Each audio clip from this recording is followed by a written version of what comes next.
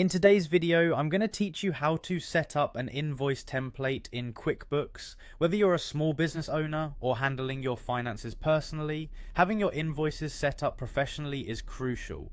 It streamlines your billing process and ensures that all your financial communications are consistent and clear. So let's jump right in and make this an easy task for you. First, start by clicking on the Sign In button on the QuickBooks website. This will lead you directly to the login page where you can access all the features that QuickBooks has to offer. Once you're there, select QuickBooks Online to proceed. This choice is crucial as QuickBooks offers various platforms, and we want to make sure you're working within the web-based version, which provides the flexibility needed for financial management on the go. Next, you'll need to type in your credentials, so enter your username and password carefully to avoid any login issues and click Continue. Logging into your account allows you to personalize your financial management system. Now that we're inside QuickBooks, let's navigate to the settings. This can be done by locating the gear icon, usually found in the upper right corner of the page. Clicking on Settings lets you access a wide range of options to tailor QuickBooks to your business needs.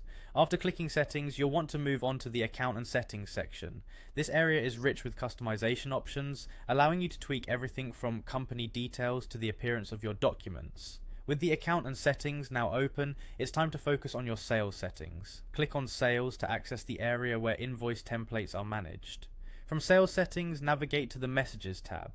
This section deals with all the communication formats related to your sales, including invoices. Once you've clicked on Messages, you'll see an option to edit the email message that accompanies your invoice template.